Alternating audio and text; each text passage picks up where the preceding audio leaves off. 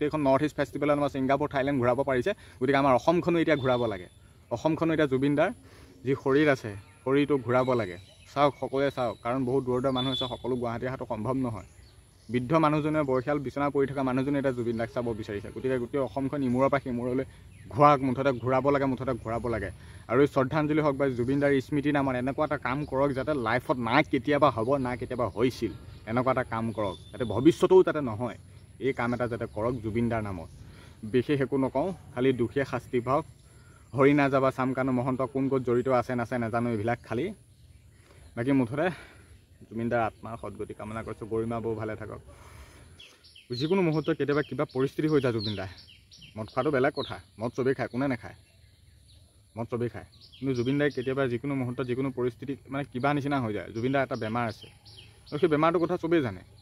আৰু জুবিনদাটো 20-22-25 বছৰ এজন য়ং ডেকা ল'ৰা নহয় ন জুবিনদা বয়স হ'ল 52 বছৰ হ'ল জুবিনদা বহুত বয়স হ'ল এই বয়সীয়াল এই মানুহজনক ইমান গোটেই একে ভাৰতবৰ্ষ পৃথিৱীখন দৌৰাই ফুৰিব কিয় লাগে কিয় দৌৰাই ফুৰাব লাগে কেৱল টকাৰ বাবে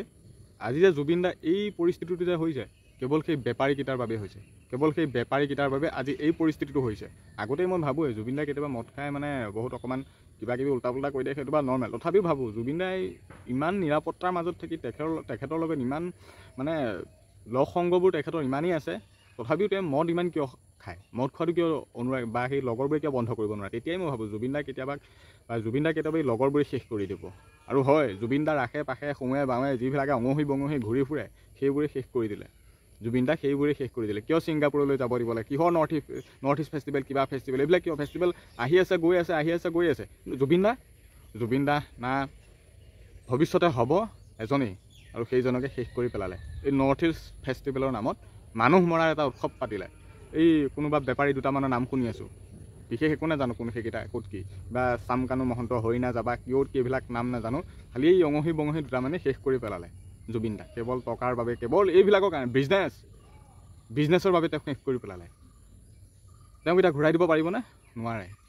এই প্ৰশ্ন লাখ লাখ অনুৰাগী লাখ লাখ অসমবাসীৰ মনত প্ৰশ্ন এই জুবিনদাক ঘূৰাই দিব লাগে দিব পাৰিব চামকানু মহন্ত হৰিণা যাবা কোন এইটো ওলালে নতুনকৈ সেই আগৰ পৰাই সোঁৱে বাৱে ঘূৰি ফুৰা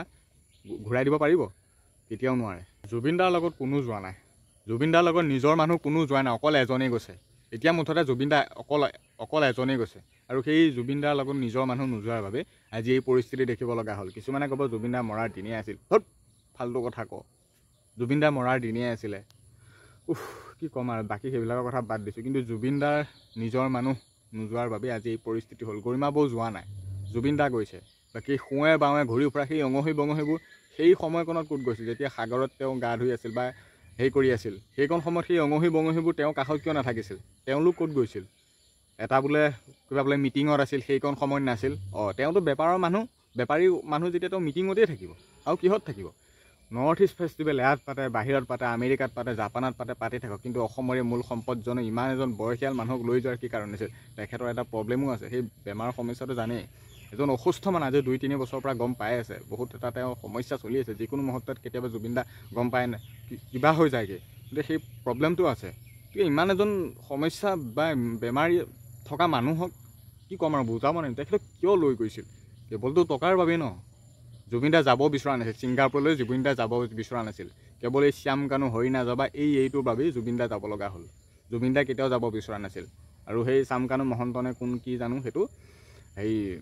জুবিনদা নগ'লে বোলে সি ছুইচাইডো কৰি দিব পাৰে জুবিনদাই কৈছিল এজন ল'ৰাই যোৱাকালি ফেচবুকত কৈছে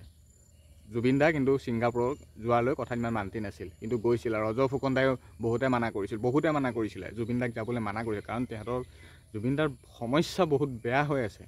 এজন 52 বছৰ মানুহ ভাবি চাওক আমাৰ দেউতাটো নাই বা মায়ে দেউতা কি ক'ম আৰু মায়ে দেউতা বয়সীয়াল মানুহ আৰু গতিকে সেই এজন বয়সীয়াল মানুহক ছিংগাপুৰ থাইলেণ্ড জাপান এইবিলাক ঘূৰাই ফুৰাৰ কি প্ৰয়োজন আছিলে জুবিনদাক মানে পূৰা একদম বেঙা বুলটা মানে পূৰা একদম মানে শান্ত শিষ্ট পায় পূৰা ঠগন দি খালে এতিয়া কি হ'ল এতিয়া নিমাত এতিয়া লাখ লাখ জনতাৰ মুখত উত্তৰ কি দিব লাখ লাখ মানুহ অনুৰাগী কি ক'ম আৰু বুজাব নোৱাৰিম কি উত্তৰ দিব পাৰিবনে নৰ্থ ইষ্ট ফেষ্টিভেলৰ নামত মুঠতে জুবিনদাক লৈ যাব নালাগিছিল লৈ যোৱাৰ বাবে আজি এই পৰিস্থিতিটো হ'ল তাৰ মূল মানুহজনী আছিল এই মেনেজাৰ মেনেজমেণ্ট এইবিলাকেই আছিল অঙহী বঙহী শুঙে বাঙে ঘূৰি ফুৰা এইবিলাকেই আছিল অজয় ফুকনে মানা কৰিছিল কিন্তু জুবিন দাই কথা নুশুনিলে গৰিমা বৌ যোৱা নাছিলে কিন্তু পাৰ্চনেল কি মেটাৰ নাজানো কিয় গৰিমা বৌ যোৱা নাছিল সেইটো তেওঁলোকৰ কথা কিন্তু নিজৰ মানুহ কোনোৱেই নাই যদি সেই অঙহী বঙহীবোৰ যদি নিজৰ মানুহ হ'লহেঁতেন আজি এই পৰিস্থিতিটো নহ'লহেঁতেন সাগৰত সেইকণ সময়ত গা ধুই থকা সময়কণত সেই অঙহী বঙহীবোৰে তেওঁৰ হাত দুখন ধৰি থাকিলহেঁতেন কিন্তু তেওঁলোক কি কৰিলে আমি সেইকণ সময়ত নাছিলোঁ বোলে মিটিঙতহে আছিলোঁ আজি জুবিন দা গুৱাহাটী পাবহি ভাটিবেলাৰ ভাগত কিন্তু এটা প্ৰশ্ন চৰকাৰলৈ মুখ্যমন্ত্ৰী মহোদয়ে যদি এই কথাটো বহুত গুৰুত্ব দিয়ে যাতে হাওৰাত উৰি যাবলৈ নিদিয়ে লাখ লাখ অনুৰাগী আছে এই কিন্তু কোনো নাযাব মুখ্যমন্ত্ৰী মহোদয় আপুনি এই কেছটোত যাতে ভালকৈ লওক কিয় যাবলৈ দিব লাগিছে নোযোৱা মানুহজনে কিয় বাধ্য কৰালে কোন ক'ত জড়িত হৈ আছে সকলোকে শাস্তি দিয়ক কাৰণ এটা মানুহ গুচি গ'ল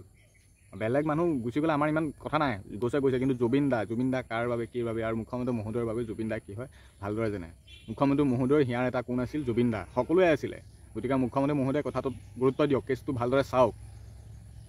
ভালদৰে চাওক আৰু সৰু সজাত এদিনীয়াৰ বাবে শ্ৰদ্ধাঞ্জলি অনুষ্ঠান কৰি পেলাই সেই অনুৰাগীৰ মাজত জানো সেই শ্ৰদ্ধাঞ্জলিকণ জানো অৰ্পণ কৰিব পাৰিব লাখ লাখ অনুৰাগী আছে এদিনতে জানো শেষ কৰিব পাৰিব নোৱাৰে গতিকে ভাবোঁ চৰকাৰে গুৰুত্ব দিয়ে মুখ্যমন্ত্ৰী মহোদয়ে কথাখিনি গুৰুত্ব এটাই নহয় যাতে গোটেই অসমখন জুবিন দাক ঘূৰায় ইমূৰৰ পৰা সিমূৰলৈ যাতে ঘূৰায় কাৰণ বিদেশ ভ্ৰমণ কৰিব পাৰিছে যেতিয়া বিদেশ ভ্ৰমণক লৈ যেতিয়া গোটেইখন নৰ্থ ইষ্ট ফেষ্টিভেলত আমাৰ ছিংগাপুৰ থাইলেণ্ড ঘূৰাব পাৰিছে গতিকে আমাৰ অসমখনো এতিয়া ঘূৰাব লাগে অসমখনো এতিয়া জুবিন দাৰ যি শৰীৰ আছে শৰীৰটো ঘূৰাব লাগে চাওক সকলোৱে চাওক কাৰণ বহুত দূৰৰ মানুহ আছে সকলো গুৱাহাটী অহাটো সম্ভৱ নহয় বৃদ্ধ মানুহজনে বয়সীয়াল বিচনা পৰি থকা মানুহজনে এতিয়া জুবিন দাক চাব বিচাৰিছে গতিকে গোটেই অসমখন ইমূৰৰ পৰা সিমূৰলৈ মুঠতে ঘূৰাব লাগে আৰু এই শ্ৰদ্ধাঞ্জলি হওক বা জুবিন দাৰ স্মৃতি নামত এনেকুৱা এটা কাম কৰক যাতে লাইফত না কেতিয়াবা হ'ব না কেতিয়াবা হৈছিল এনেকুৱা এটা কাম কৰক যাতে ভৱিষ্যতেও যাতে নহয় এই কাম এটা যাতে কৰক জুবিন দাৰ নামত বিশেষ একো নকওঁ খালি দুখীয়া শাস্তি পাওক হৰি নাযাবা চামকানু মহন্ত কোন ক'ত জড়িত আছে নাজানো এইবিলাক খালি বাকী মুঠতে জুবিন দাৰ আত্মাৰ সদগতি কামনা কৰিছোঁ গৰিমা বৌ ভালে থাকক জুবিন দা অজয় ফুকনে যাতে জুবিন দাৰ পৰিয়ালটো ভালদৰে চোৱা চিতা কৰক বহুতে মানা কৰিছিল কিন্তু নুশুনিলে সেই মহন্ত ডাঙৰীয়াৰ নেতৃত্বত এটা ফেষ্টিভেলত অংশগ্ৰহণ কৰিবলৈ গৈয়ে আজি এদিন দেখিব লগা হ'ল য'ত নেকি সেই সময়কণতো তেওঁলোক নাছিলে মিটিঙতহে ব্যস্ত আছিলে বাকী শেষত এটাই অনুৰোধ কৰিছোঁ যাতে জুবিন দাৰ সেই শৰীৰটো যাতে গোটেই অসমখন ভ্ৰমণ কৰায় সকলোকে এবাৰ যাতে দেখুৱায় এই সুবিধাকণ যাতে কৰি দিয়ে সকলো গুৱাহাটী যোৱাটো সম্ভৱ নহয় গতিকে বিশেষ একো ক'ব নোৱাৰোঁ মাথাটো পূৰা বিষ গোটেই ৰাতি দিন ৰাত শুব পৰা নাই গোটেই বাকী বিশেষ এতিয়া একো ক'ব নোৱাৰিম ইমানে কথা আছিলে যে জুবিন দা য'তে আছে শান্তিত থাকা ভালে থাকা আৰু কি ক'ম আৰু বুজাব নোৱাৰিম খালি আমাক দ্বিতীয়জন জুবিন গাৰ্গ নালাগে হ'ব ইমানে দ্বিতীয়জন আমি জুবিন গাৰ্গ নিবিচাৰোঁ জুবিন দা আমাৰ বাবে এজনেই আৰু এজনেই হৈ থাকক